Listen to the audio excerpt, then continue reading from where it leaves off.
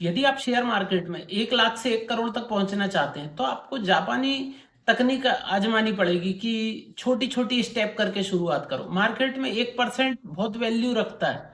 यदि आप बैंक में फिक्स डिपॉजिट में पैसे जमा करते हैं तो 1 लाख के आपको साल भर बाद 6,500 या 7,000 मिलते हैं। मतलब 6.5-7% मिलेगा एफडी पे यदि आप बैंक में जमा करते हैं। लेकिन आप शेयर मार्केट में काम करते हो तो क्या सोचते हो, एक महीने में 100% मिल जाए।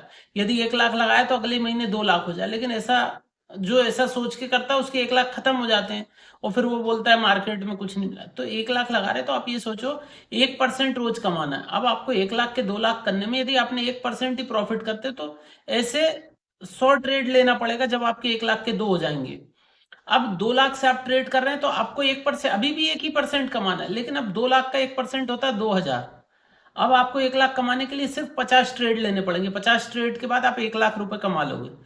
तो अब आपके पास 3 लाख हो जाएंगे। अब 3 लाख से आपको 33 ट्रेड ऐसे लेने 1% वाले जिससे आप 4 लाख हो जाएंगे। अब 4 लाख से आपको यदि रोज 1% ही कमाते हो या 10 दिन में 1%, तो आपको कितने ट्रेड लेना, 25 ट्रेड लेने कि आपके 5 लाख हो जाएंगे।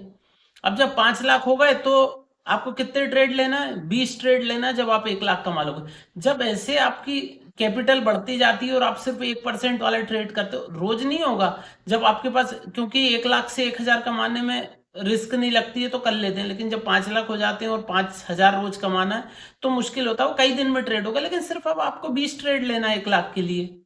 तो ऐसे में यदि आप इस तरीके से काम करते हो तो बहुत दिन नहीं लगेंगे आपको जब आप एक बड़े अमाउंट पे पहुंच जाओगे।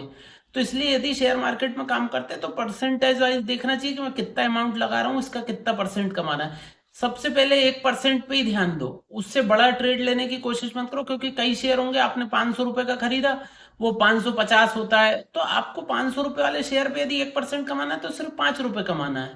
तो सबसे बड़ा टारगेट मार्केट में 1% का, वो नहीं कि सबसे बड़ा टारगेट है कि 100% मिल जाए, 100 रुपए का शेयर 200 हो जाए। सबसे बड़ा टारगेट रखो 1% का। 1% प्रॉफिट हुआ काट लो।